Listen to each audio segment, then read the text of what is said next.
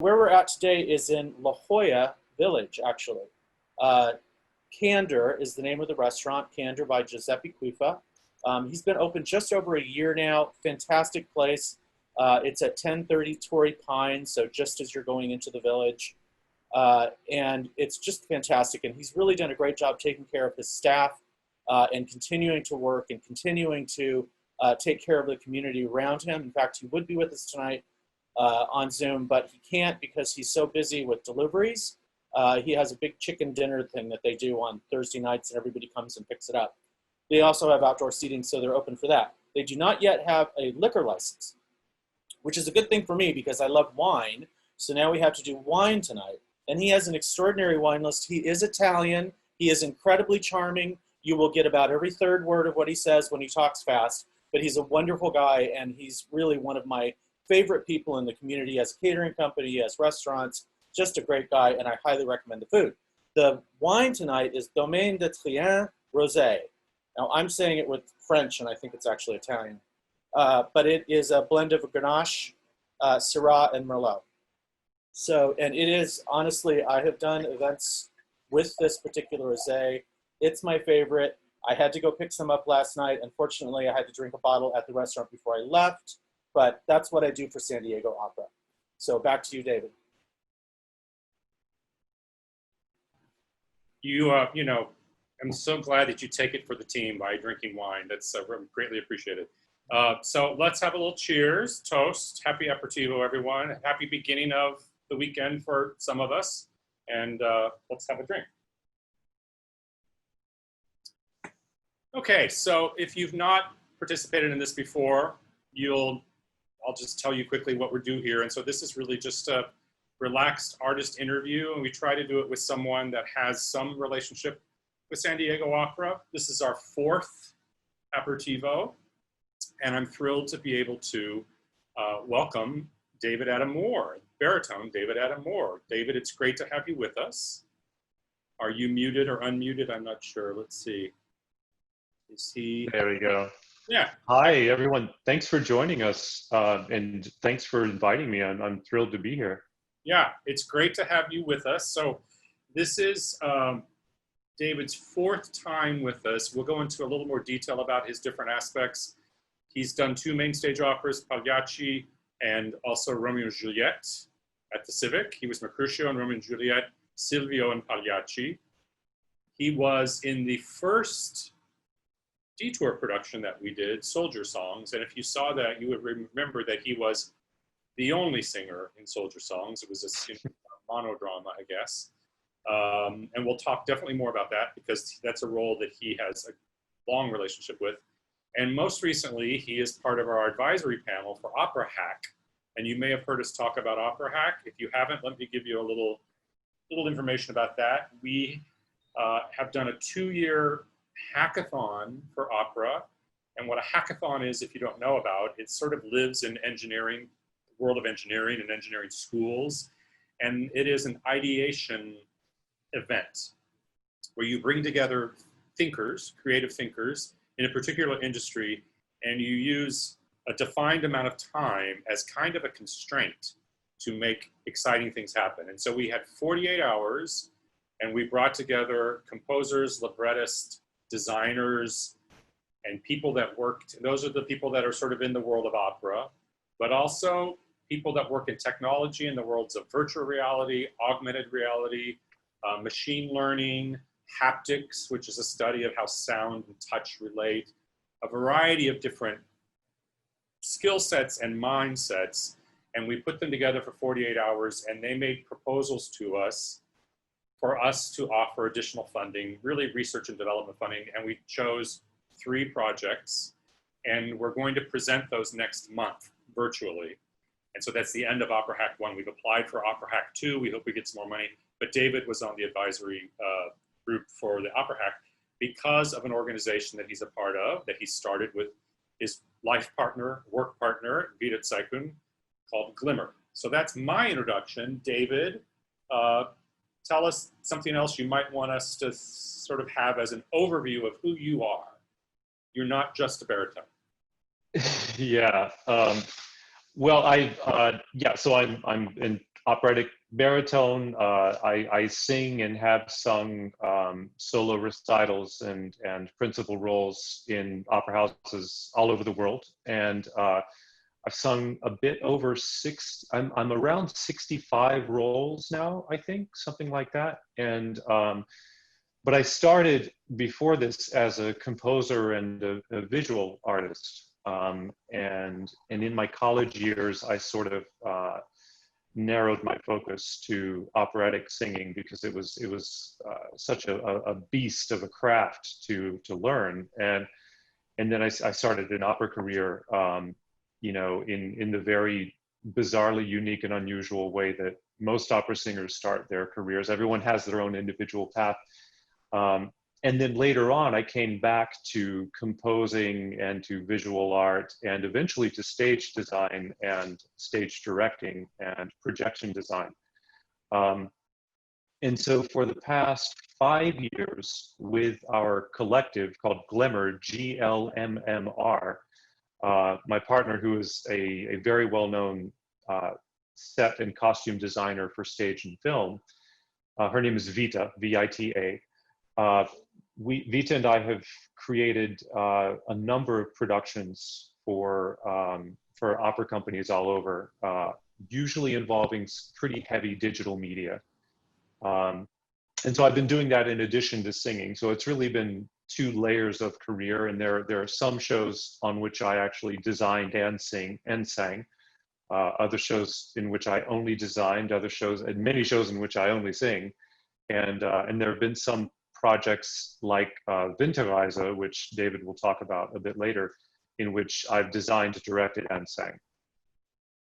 So that is quite a resume, and a lot of people that have those different aspects do it when one aspect sort of recedes and another emerges. What I find interesting about you is you still have an international career as an opera singer, and that has not receded in any way. You're sort of at the top of your game as an international opera singer, sung at La Scala, sung at Teatro Colón. I mean, it's like, you know, you're singing all over the world, but you're also doing this other thing, which I think is fascinating that they're able to coexist, you know. Makes you a busy man, but yeah. Well, and you know, and also it's all working within the same art form, which I think keeps things somewhat tidy, because at the end of the day, I'm dealing with the same companies, the same people, and also the same works in many ways. And I'm certainly not the first person who's done that, although there aren't many people who do. But you know, when you think about the Magic Flute, Emanuel Schikaneder ran the company that originated the work, and he actually wrote the libretto, and he played Papageno, you know. And that's just one of Lord knows how many examples. And if you look back to the Renaissance era, all of these great composers like Josquin de Prez and Ockeghem and Perrotin, all these great Renaissance composers were also choir leaders. They typically were responsible for a very busy church choir, and many of them were known as really wonderful singers, and even important singers of their day. So it's definitely not a new idea, and I'm really grateful to people like David who has, you know, really understood that I can operate on these different levels, and has given me a platform to do so. Well, let's talk a little bit about your background. I don't want to spend too much time with this, but I find this fascinating because I know who you are now, and I know you're creative. You're sort of vibrantly creative in so many areas. And you are from Vidor, Texas, which is about as far East Texas as you can get. It's pretty much Louisiana, right? Yeah. It's basically Cajun. Yeah. Like my grandfather's first language was French. But I think, you know, a lot of people may know Vidor about kind of the racial issues that sort of have historically that, you know, as I think even into the 90s and maybe even beyond, there was the presence of the KKK and would sort of drive people out, African Americans out at sundown. And So you grew up in that place, and like, how did you grow up in that space and become who you are? Were you musically connected and creative and all that as a child living there? You know, I was very musically connected because my family are all country western musicians and Cajun musicians, Oh, going nice. back many generations, back well into the 19th century. They have all been musicians of some sort or other, and so I grew up in a family. I grew up in a household watching people make music. My grandfather wrote like 300 songs or something, and so I think for me, developmentally, it was a very big influence to actually see people own music in a sense, to own and to work with music like a language. So for me personally, I grew up with, you know, a sense that I would always be interested in music. Now, I got so much saturation in country western music and Cajun music growing up. You know, I mean, down there people would call it regular music.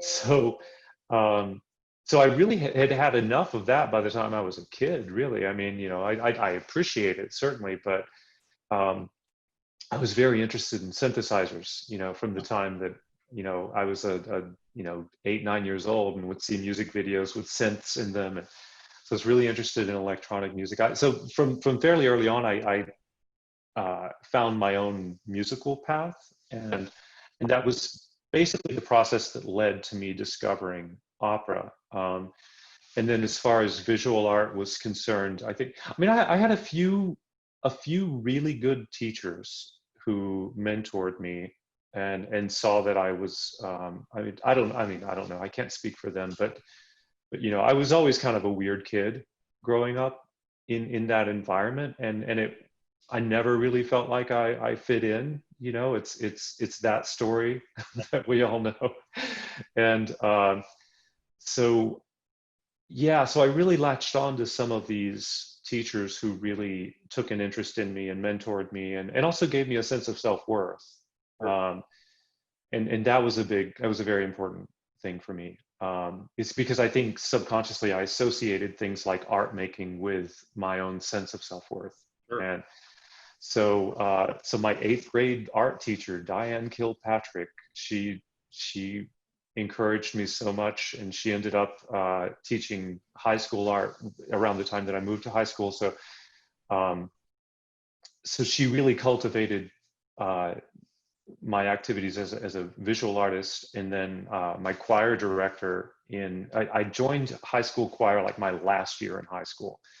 And it was that choir director who introduced me to classical music for the first time, which I had had no exposure to.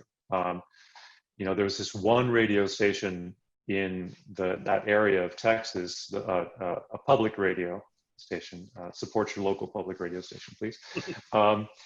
That was, you know, they played classical music, and so I started to kind of pay a bit more attention to that when I was like 16, 17 years old. And that's what led me to join the high school choir, because I thought, well, you know, I can sing well enough to carry a tune, I guess, you know, because I grew up in this really musical family, although I was never interested in the attention that singers got. But, you know, I thought it would be cool to be in the choir, and, you know, I thought that would be an easy way to make classical music and to learn some about it. So, and that choir director really mentored me, took an interest in me. He's the one who encouraged me to audition for a vocal scholarship at Lamar University in Beaumont, Texas, which I did, and I got it. And that was kind of how I dipped my toe into this whole classical music world to begin with. Now, as soon as I got to Lamar University, I immediately switched my major to composition, because I realized that that's what I really wanted to do, you know. But then when I met Richard Miller, this well-known voice teacher from Oberlin Conservatory, and he offered me the opportunity to go to Oberlin, I dropped all the composition and everything and just went straight singing, because that was just a golden opportunity for me to to be able to go to a different part of the country and to go to a truly international school. So did you finish your undergrad at Lamar, or did you transfer to Oberlin? I transferred to Oberlin. Yeah. So for those that don't know, Richard Miller was, he's no longer living. Is that right? Yeah, he died in 2009. So, I studied, after I had my undergraduate degree, I started a master's in pedagogy that was focused in vocal research. And it was taught by a man named John Large, who was the editor of the Journal on Research and Singing. And John Large very famous. and Miller were sort of in a world that reached back to a man named William Vernard, who had taught at USC, which was really, these were the teachers that really focused on the mechanism of singing, not just,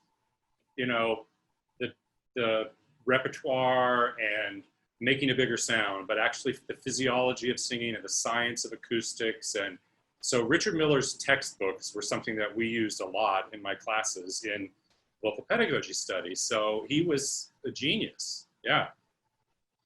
He was a truly great human being. I mean, he just all around. I mean, and once again, you ask how I sort of got from the world of Vidor, Texas to this world. He was absolutely central to that, because he brought me to Oberlin. He mentored me. I worked in his garden, and I'd be working in his garden asking him questions about European history all day and Greek mythology and just all of these things. I grew up with one book in the house, and it was a Bible. Wow. So I was the first person in my family to go to college. And so a lot of these things that I was curious about, I didn't really have the resources growing up to feed that curiosity, and so he was somebody who was very supportive of that curiosity, and really led me into this journey of being an artist in this really important cultural art form. Fantastic. Well, I think we need to hear some singing from you. So I think we're going to start off with the one that I think is the most recent, Streetcar Named Desire. Is that right? Yeah. And I wanted to do this because I want you to sort of see the world of David singing in what we think of as grand opera. It's contemporary grand opera, but we all know the Streetcar Named Desire play. So this is Andre Previn. Is that the composer? Is that right? Yeah. So 20th century, great, big opera. I think we produced it in San Diego. You did. We've done it. So it is sort of a common piece of 20th century American operatic repertoire, and it's not small. So I wanted to put you in that place as sort of the opera singer before we gave some examples of the other stuff you did. So why don't you set this up, tell people where it's from, when you did it, and the scene that we're going to look at. So this is a brand new production of A Streetcar Named Desire. I think it's the newest one. It's probably the largest one too. I'm not sure.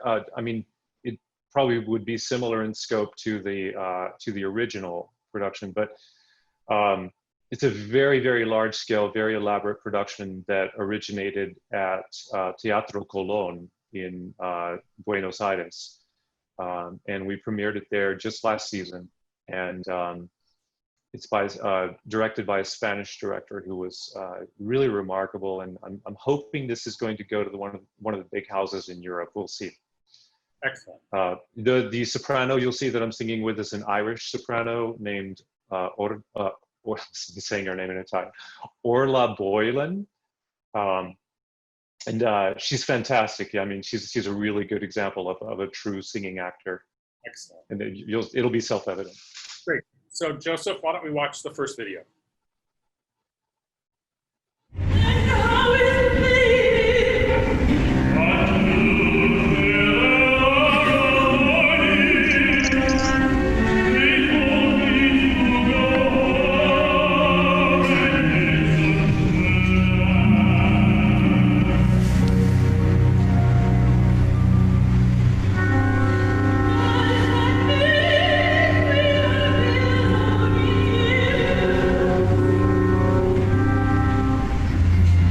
Yeah.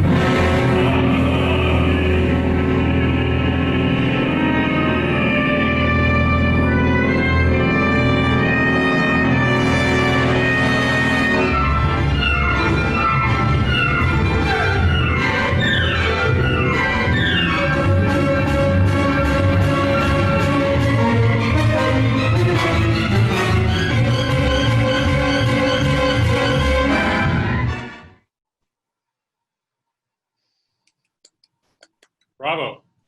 Wow. Fun for the whole family. Well, but I mean, I think it's actually a brilliant operatic interpretation of the tension that happens in the story and that we all know, Yeah. right? I don't Yeah. really know the score very well. I only know a couple of things that people use in auditions. Did that land very well with the audience there? Yeah, Yeah. yeah, definitely. Yeah. Yeah, absolutely. Yeah, the show ended up being a big hit there. And that audience in Buenos Aires is not, they're a very traditional audience. Yeah. And this was a very straightforward, this is a very naturalistic interpretation of this story, which I think was important for this audience. And, but yeah, it ended up going really well. That's great. Nick, how did it do when we did it here? It did rather well, actually. Yeah. Because I mean, the name Andre Previn, Yeah. right? And we had a great cast. It was a wonderful production. I think the original production out of San Francisco Opera, if I'm not mistaken. Mhm. And it was wonderful. I loved digging into it. The music is terrific. It really is. It's a very powerful story, obviously, and very well wrought, I thought. Well, let's move on. I want to talk because we have two more videos that I want to get through, and I also want to leave a little time for questions. So let's talk about Glimmer. So you have this career that's very successful. You somehow decide, in addition to that, that you want to create this collective. So how did it start? What was the intention of it? And give us sort of that place. So I had been, so when I first started singing professionally, I got back into composing and I was really interested in electronic music and techno. And so I started DJing around that time. I started like learning DJ skills, you know, and because it is quite a craft. And so I was actually I was like moonlighting as a techno DJ during my earlier opera gigs. When you were in New York? And yeah, yeah. And I would do it a lot when I was on the road. I would connect with promoters when I went out to, say, Seattle Opera to do a job, for instance. And a lot of times, you know, I'd rustle up some club gigs after my after my opera performances. And but you know, as we know, us singers, we have to take care of our vocal cords, and especially as my career progressed, and I started doing larger and larger roles that took a lot more self-care and responsibility. I had to just get out of the clubs entirely, and so around that time, laptops started getting a lot faster, and laptops started becoming much more capable of manipulating video. And so a lot of the music software tools I had learned to manipulate electronic music had a very similar sort of user interface and mentality as, or sensibility rather, as the video software. So I learned all this video software and started learning video design. And then after a few years of that, Vita and I, we had an opportunity to share a studio space in Brooklyn, a very, very large one, on the shore of the East River, with some other artists. And so I started going in there and doing, I got a projector and some, you know, big speaker system, and started doing some really experimental artsy type stuff with video, with projectors and speakers and stuff like that. And eventually we started collaborating with some of the other artists. And so we were like, well, we need like an umbrella or something. We need some sort of brand to create these things under, because these were deeply, deeply collaborative works. And that's where we came up with Glimmer. And so it existed mainly in that studio. We had a few public events that the studio hosted, but for the most part, we were just kind of, I don't know, like, you know, not really public, I guess, until 2015, when Vita and I started, we started being asked to direct and design shows together. And one of our first projects was this Winterreise from Schubert, a multimedia production of Winterreise. And then we directed and designed an amazing, amazing opera that I didn't sing in, called The Man Who Mistook His Wife for a Hat. You may be familiar with the story by Oliver Sacks. Powerful, powerful story.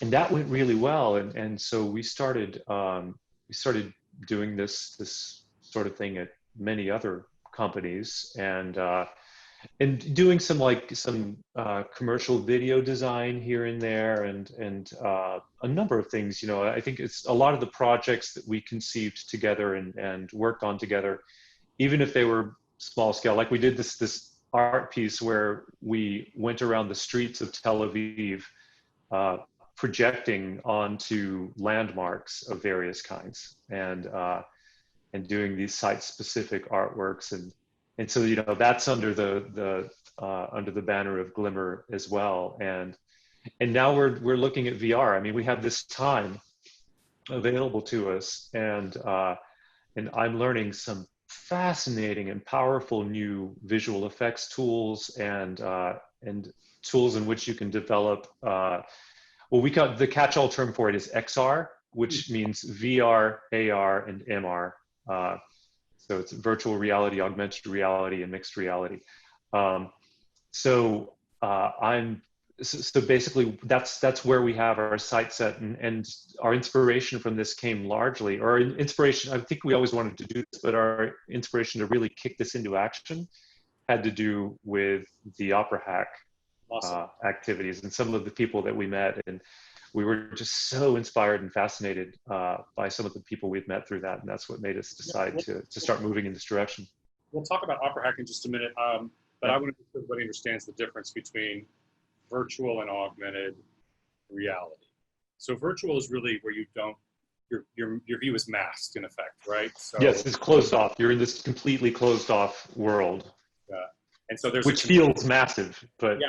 Yeah. But if your eyes, the view is closed by headset, but you can still see things happening around you as you turn your head and your arms and all that. Yeah. Augmented reality, you still see in front of you, but it's augmented by computer-generated things. Correct?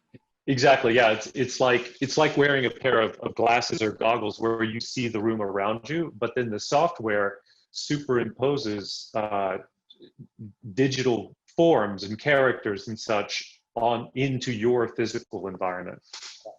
So that's augmented reality. One of the things we talked about at Opera Hack is like, if we can figure out a way that augmented reality can fit into the opera world, just to give everyone that's here in attendance with us an example of, like, if you are doing The Ring and suddenly you're looking at the house and the entire theater is catching on fire. Like, so that can happen in the future of what augmented and virtual reality and mixed reality is going to be. So there's a lot of interesting possibilities ahead of us, I think. Let's mention Die Winterreise, which many people may know is a song cycle by Schubert. And so you took that as an opportunity to create a work which is really sculptural, I would say.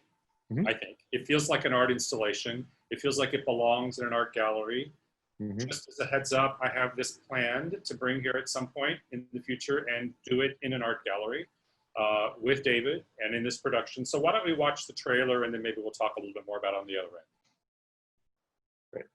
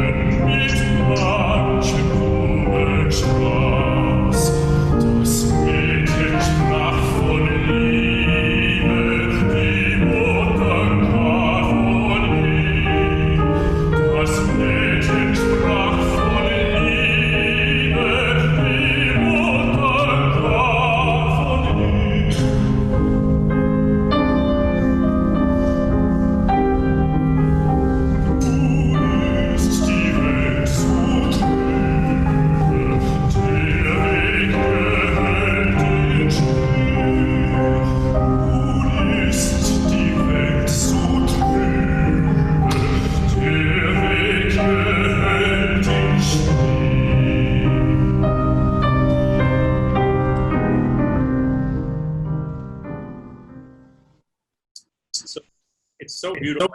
opinion, that is so gorgeous. I mean, like, Thank really you. are a beautiful leader singer. Thank you. Yeah, it's really beautiful. You could just imagine a beautiful concert of you singing in a tux in a concert space, you know? But the fact that you chose to dress in white and become part of the canvas is really fascinating. And did you create all of the content for that? Yeah, so this started as a solo project where I created everything, and then I brought Vita on board midstream, and since then we've been tinkering at it together. So my wheelhouse, technically, is as I've said before, is video design, cinematography, photography, projection design, etc. And then Vita's wheelhouse is scenic design. Now she's very knowledgeable about video as a scenic designer because so much of her design work involves video, and also because, you know, we're creative partners, and so we learn a lot from one another, and there is this sort of, you know, convergent zone that's pretty thick with us. So yeah, I mean, there's quite a bit of there's quite a bit of both of us at this point. There's quite a bit of both of us in what you see. And we're making a film of this, by the way, that's being produced by Austin Opera in October. Excellent. So yeah, we're really excited about that. We're going to do a studio recording and then follow that up with a film shoot. So I have this planned. I don't have it slotted in time yet because I have a plan for a venue that it's in construction right now. So everyone that's from here knows about the Museum of Contemporary Art in La Jolla and knows about the expansion. They've taken over the old Sherwood Auditorium and made that into new gallery space. And if you remember, it was an auditorium. So it was, I don't know how many seats, 500 maybe, but it had the height of an auditorium. It had a stage, a rake seat platform. They've taken the rake down, turned it into a huge gallery, and they're building a whole new wing, a big, open, white gallery space that the view of it in the back is in the ocean. And so I think this is feeling like an installation that lives in a gallery space, and having an audience experience it in that kind of environment would be really amazing. Yeah, I'm really hoping that we can take this in a more immersive direction, and hopefully even get rid of the proscenium idea completely. Yeah. You know, and actually perform this completely spatially. Yeah. But we'll talk more about that. Sure, absolutely. But Yeah. I'm planning on bringing that here at some point. So, so you did not create the role of Soldier Songs, but you came to it pretty early, right? Yeah, I did come in pretty early. I didn't actually technically create it. There was like a semi-staged production for the world premiere, or it was some sort of illustrated concert or something like that.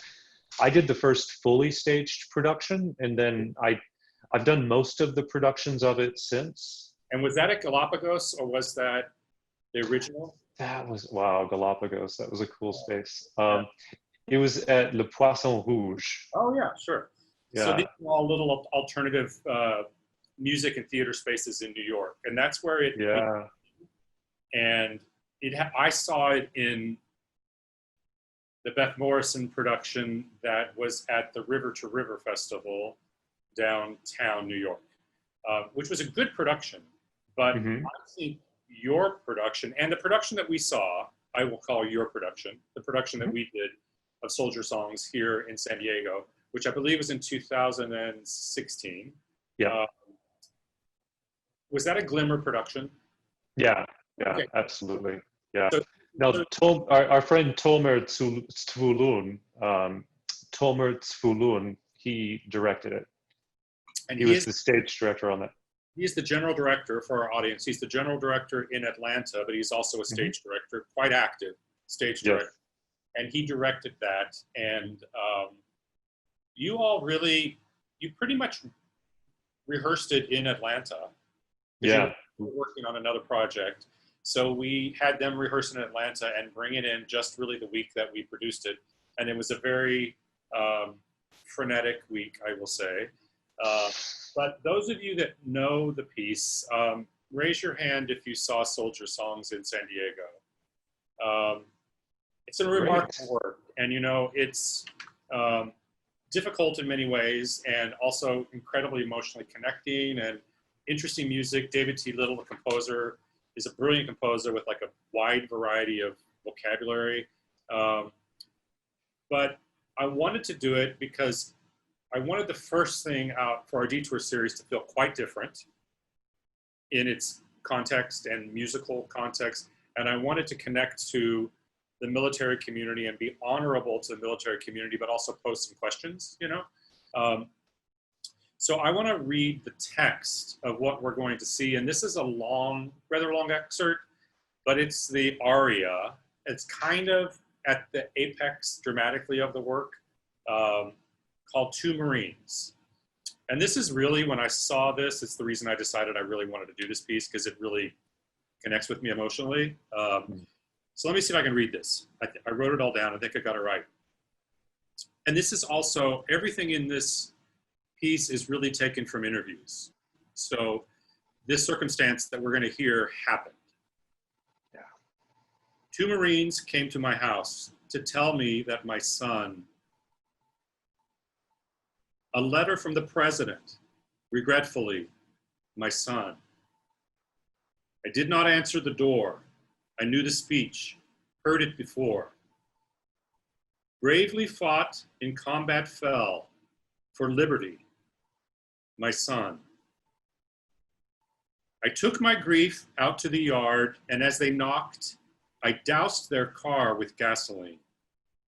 I lit a match, set it ablaze, my grief to see as burning flames. Take this to the president and tell him that his letters can't, not even signed by human hand, not even written by a person. This letter won't, not uniforms, not folded flags, nor victorious victories won. Your practiced words from scripts well learned cannot bring back my son. I mean, it's the most powerful moment in the piece. There's lots of powerful moments in the piece. Before you sing this, you did some of the most exhausting stage work I've ever seen. Compose yourself from that and then sing this piece. And it's sort of interesting to watch you in this, because clearly it's like a super cardio workout, right? Oh my God. That set design was so masochistic. Yeah, you could run, jump all over the place. And but you'll see some really interesting use of video design in this that we call video mapping. Do you want to talk about video mapping a little bit just for a second? Yeah, so 3D projection mapping or video mapping, it's interesting. It's been done for a very, very long time in various forms. Like even the earliest silent films from the early 20th century use this technique. But it's where you simply you project onto a three-dimensional object, and then you mask off every part around the object so that it appears that the object itself is lighting up with the imagery. So it's a way to, in a way, it's virtual reality in real life. It's kind of the closest thing we can do to that. And so we use a lot of that in our set and video designs. In fact, I'd say we use it exclusively, because we've never used a screen, like a projection screen, in any of our productions, as a matter of, of conviction. And so what most people might think of as a video design is, sort of washing the stage with that's sort of old fashioned, one surface, one video projection. You'll see in this, you'll see a coffin that's draped with a flag. It is simply a gray surface that is rectangular. Then in other times in this production, there's other things that it becomes. When you walk on it at one time, it's like pieces of glass that separate various things. But in this, you have wrapped that beautifully with a flag. Mm. And then there's this beautiful effect that happens with flame, because you remember they set the car on fire. And then I will say, let everybody see it themselves, a very beautiful effect of at the very end. So let's... Yeah. Can I say a couple things about the production real quick? Just, the little insider tips that might be interesting as you see it. So first of all, this is the largest scale production of soldier songs ever done. in the world at this point, and it's been done all over. It's been done in Europe now, all over America, and then this set. So what we did was I did a bunch of research and created this paint formulation that would be both high contrast and highly reflective. So its base color is sort of a dark gray, but when you don't hit it with light, it disappears. But then when you hit it with projection, it really pops. So because what we wanted to do was make one set that was this system of cubes that they could transform into anything, like coffins, like Lego blocks, et cetera, and really to just completely change the space. And I think one of the most important things about this production is Thomas Volun is a combat veteran who served in active combat. He was a combat medic for the Israeli army, and so he's the first combat veteran directly involved artistically in the creation of this piece, which meant a lot to us because he brought so much insight into the development of my character and into the narrative direction of this piece. So Joey, let's watch Two Marines. Two Marines came to my house to tell me that my son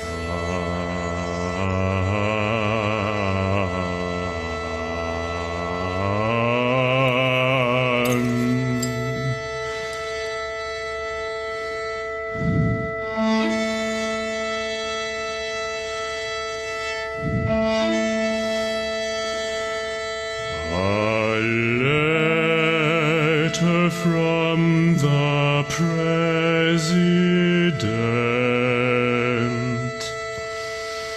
regretfully, my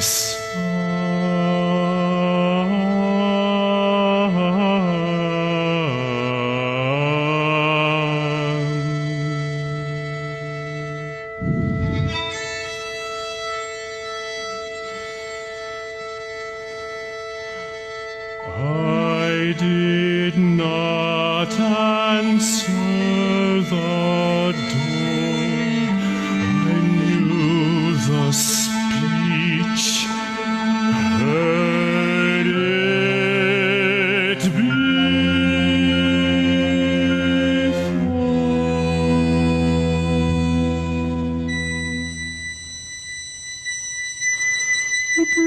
bravely fought in a combat fell for liberty, my son, my son.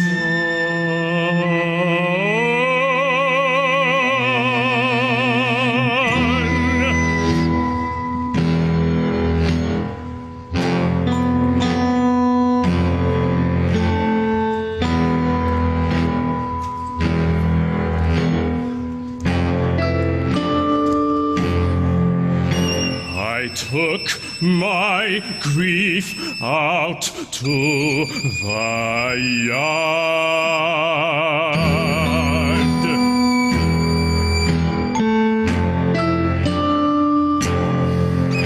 and while they knocked, I doused their car with gasoline. I lit a match, set it ablaze, my grief to see. Set it ablaze to see my grief as burning, burning flames. Take this to the president and tell him that his letters can't, not even signed by human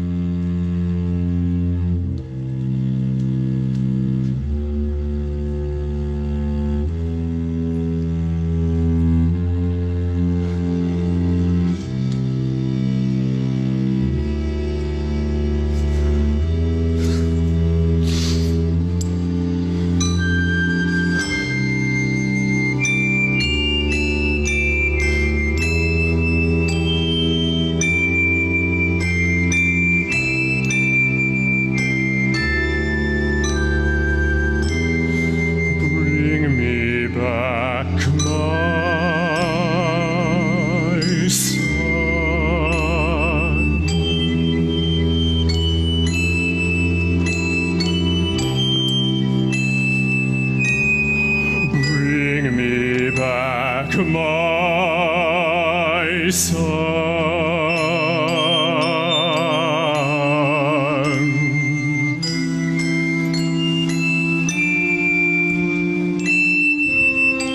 Bring me back my son.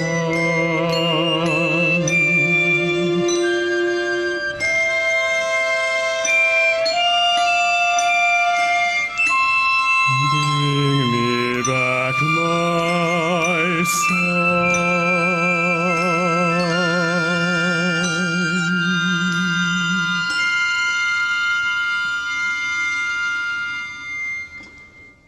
Bring me back my. Bring me back my son.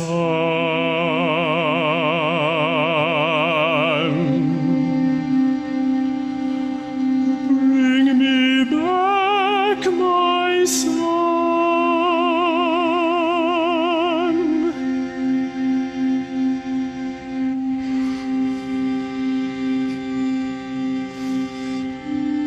Bring me back my son. My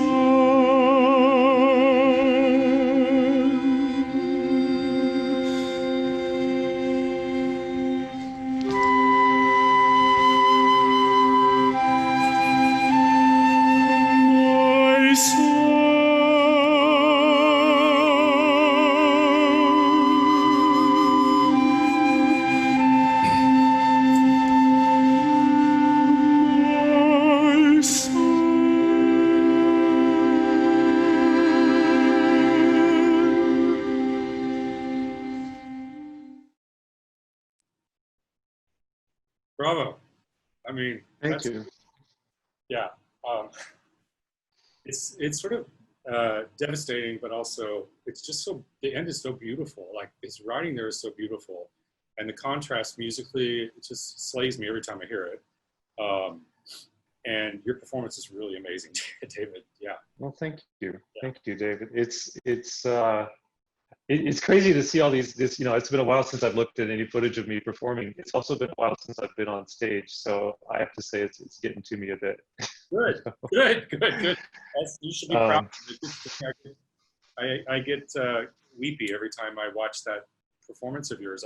I can watch it over and over again, and I still have the same effect on me. Well, thank you. I think he really struck a nerve when he wrote that song. You know, I mean, there are a few pieces of music in the history of music that just really nail it, and I think that's one of them. I agree.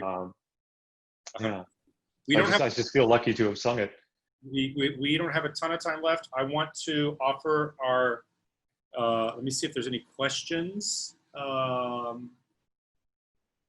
Here's a question. With the ability to create such innovative and stunning visuals, do you worry about them overwhelming the music? How do you decide what type of sound visual balance you're aiming for? And then the last clip was amazing, she said. So thank you. That was a San Diego Opera clip. Yeah. Yeah, well, thank you. Balance between the visual world and the sonic world? That, as a projection designer, that's absolutely 100% in the front of my mind, always. Always. That, you know, because I'm a performer, and so, you know, my business as a performer is to navigate the, not navigate, my attention as my duty as a performer, right, is to what do you call it? To collect the attention, to hold the attention, to attract the attention of the audience, and to focus it, and then to guide it, right? And so, certainly from the perspective of a director and designer, you know, this is what we need to do. You know, there's only one element ever that can come to the front of the audience's attention at any given time, and so, yeah, this is something we absolutely are so concerned with constantly, and we try to nail that as best we can. And it can be really disappointing to see productions where you've just got video blasting all over the stage and it has nothing to do with the performers. I think what was so successful, if we just take as Soldier Songs, this production as an example, the words have so much potency on their own. And then sung by a great artist, that's another level of potency that really highlights the tension of the words that the composers created. And what you've done is you created video that just moved that same intensity further along the same channel. It intensified what we already wanted to have as an experience. It didn't take it away, it didn't take it another direction. It just moved us further into that emotional place that the composer and the performer both wanted. Are there any? That's good to hear. No, it was fantastic. Any other questions that people want to add to the chat? If you do, now is your chance, because we're going to end in just a minute, because I do want to try to hold it to an hour. If not, I'll ask David one last question. You had mentioned that time is a rare commodity for all of us, and especially for you. And one of the challenges in our business is we do have a lot of couples that are creative in this industry that don't always work together. They work apart more than they work together. And you and Vita are finding an opportunity to use time to your advantage. What are some things that you're working on? Together or independently? What's that? Together or independently? Together or independently. Right now, we're doing a ton of research, and this ties into the Opera Hack, our duties as Opera Hack Advisory Board members. And we're on another advisory board for Austin Opera called the Innovation Council, which is structured a bit differently, but with the same purpose.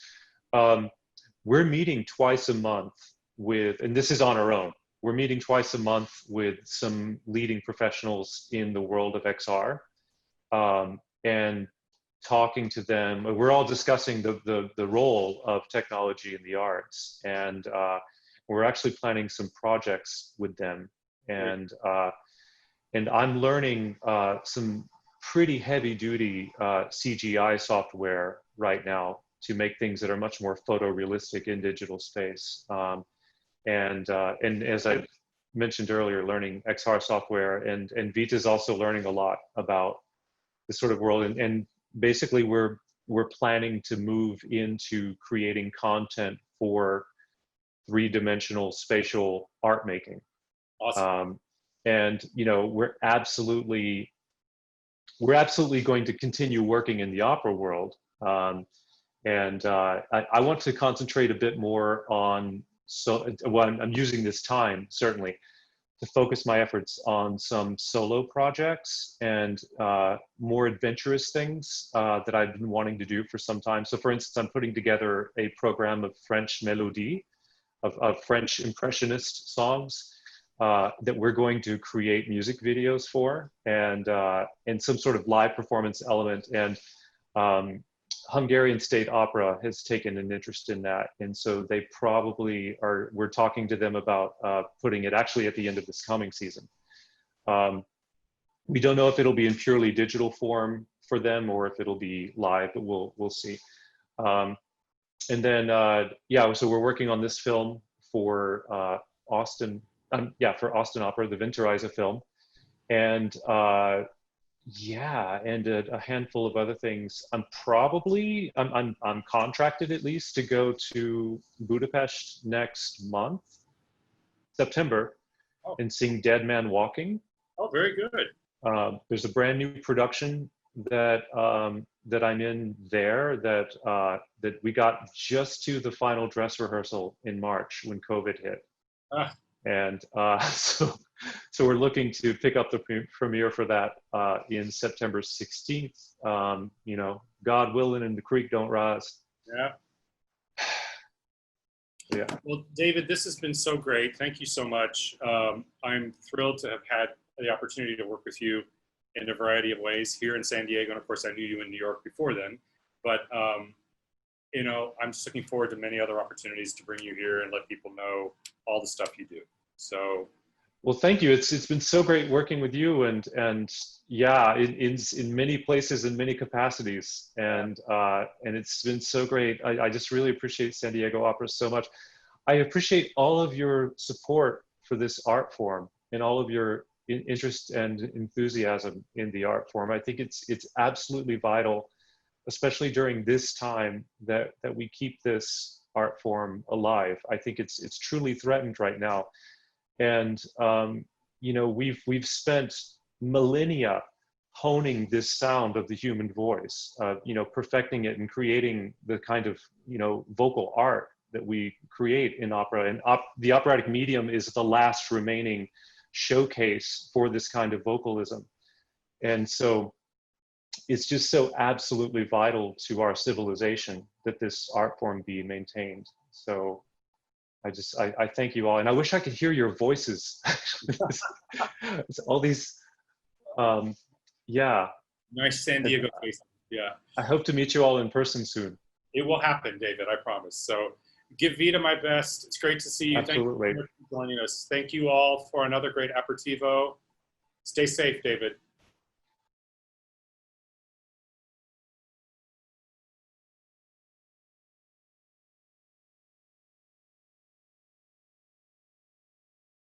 Thank you all, and please stay safe.